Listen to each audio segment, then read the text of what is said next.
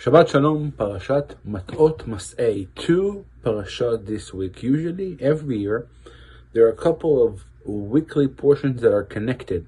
This year, because we had a double month of Adar, we only have this one. The truth is, this is a very special parasha, or 2 parashot, because in reality, this is the end of the Torah. You know, there's another book. We're only finishing the book of Numbers. But in the content of this week parasha, we really are ending and summarizing everything we went through in the Torah.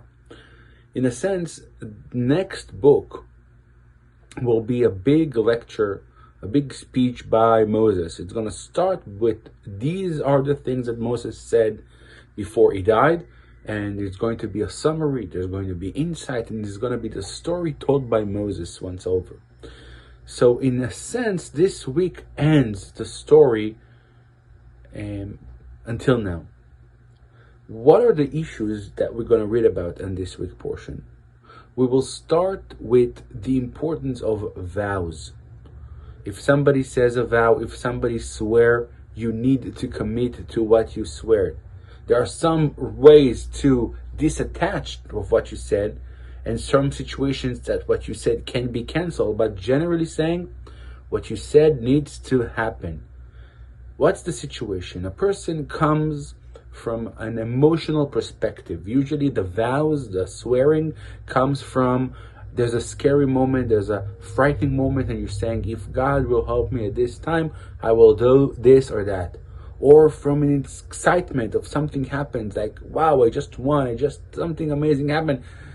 From now on, I will do this or the other. This is a commitment a person says, comes from himself. Nobody asks for it. And whatever came from you in those moments need to be an act you will follow. That's the first insight of the summary of the books. Whatever you commit to, you need to follow. Throughout the journey in the desert, we saw so many people that said things that weren't appropriate. From the spies, Bilam, to Korach, and even Miriam. Words count. Now you're entering the land, Hashem says. The land is a time of actual living. And we know that in the real world, words count. Stick to what you say. Stick to your commitments. Stick to what you believe in. Forward in the parasha, we're going to hear about interactions with the 2.5 tribes. Actually, 2 tribes.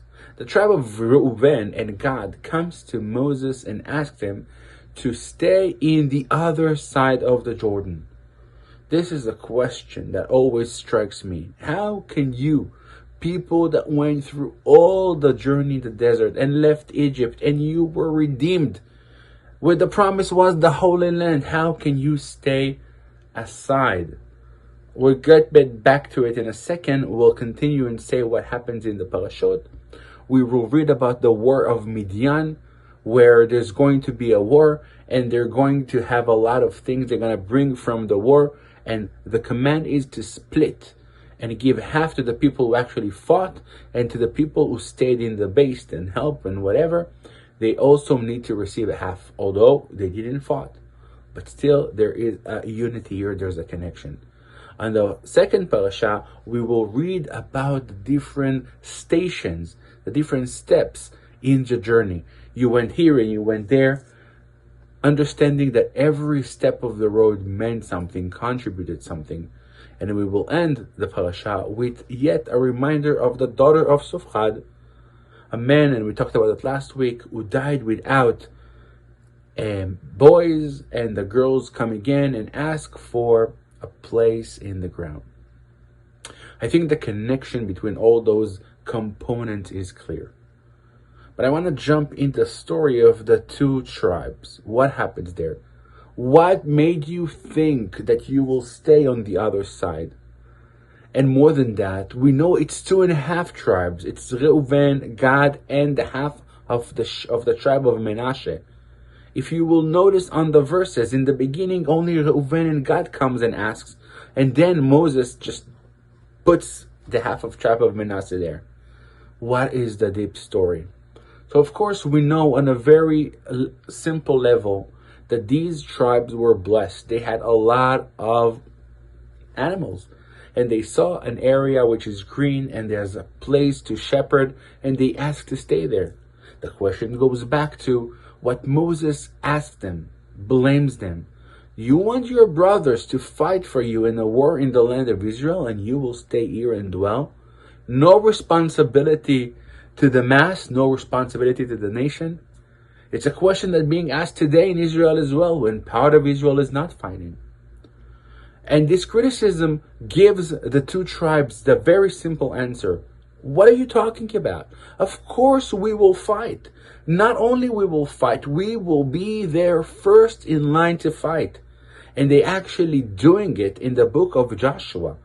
In chapter 22 of Joshua, you will see a war. And the first people who are being called are the 2.5 tribes.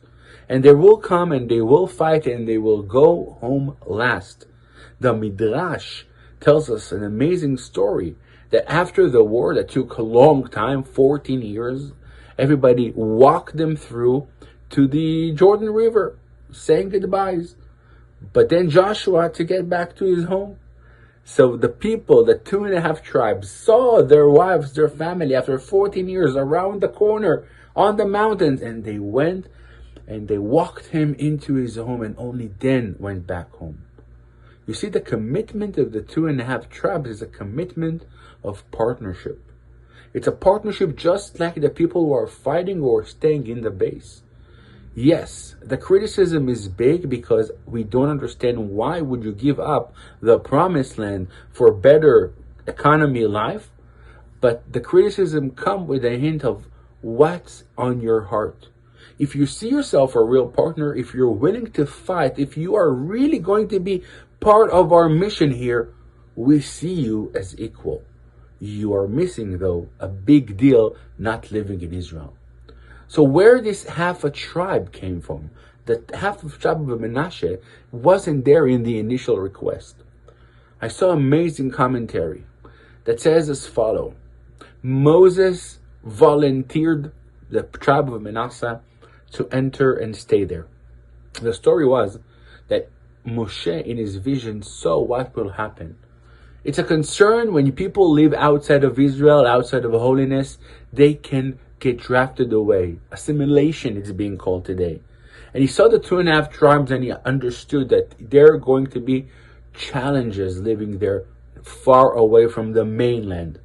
So we asked the tribe of the righteous people of Menashe. This is a tribe that learned, and they were the rabbis of the communities, and they were the holy and spiritual people. And they asked volunteers. Do me a favor, Moses says. Go and stay here with the other side, half of the tribe. It will do 2 things. Number 1, you can teach them and connect them to the land. And the second thing is, when you will have a half a tribe in Israel, you're going to have intermarriage between the other side of the Jordan and the land of Israel. The culture will connect. We will never lose those 2.5 tribes in the other side of the Jordan. If you remember in the book of Joshua, it actually is a big concern because on the way back, they build this tombstone representing the friendship, and the people of Israel and Joshua thinks this is not a friendship tombstone. This is something that's connected to Avodah Zarah, to worshiping other gods. So the spiritual concern is a big concern that we have here. But there's something else.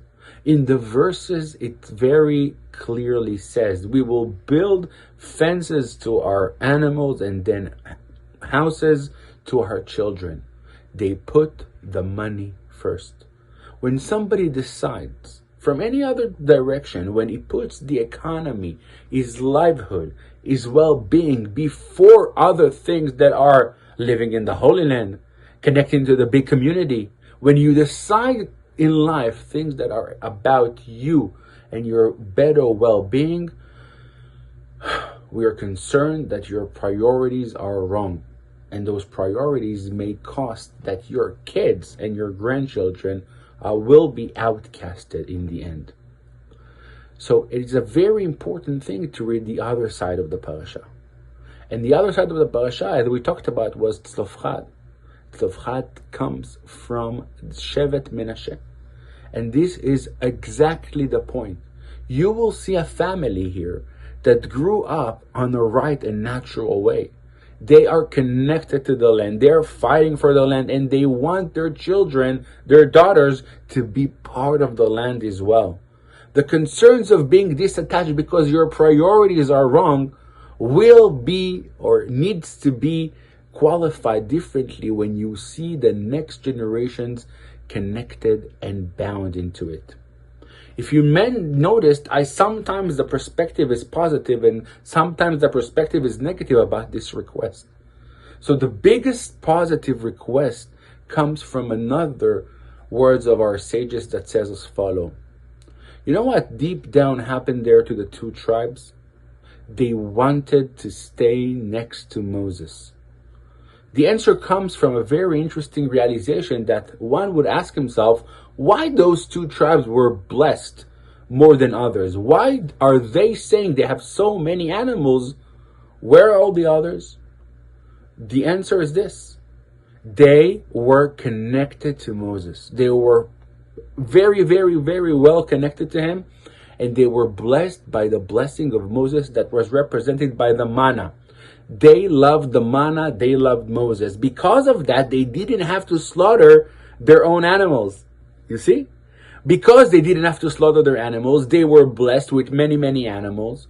So they come to Moses and ask him to stay. But deep down, the reason is they knew he will be buried in that area. Because you're buried outside of Israel, we want to stay next to you. And the verses are implying this in many different places, that Moses understands that. But they don't want to be this people who brag and tell all the others, oh, we want to stay next to our leader, next to Moses. So they ask this mundane reason, oh, we want to, have some financial positivity in the area. But really what guided them was actually a spiritual journey. In the end of the book of Numbers, we meet and encounter the last minutes and the last steps before entering the land. There will be many challenges. Make very, very important notes. Number one, think of what you say. Connect to the greatness of the community. Educate your kids that they will follow. And remember that all being embraced by God and everything has its place, has its spot, for better and for worse. Shabbat Shalom.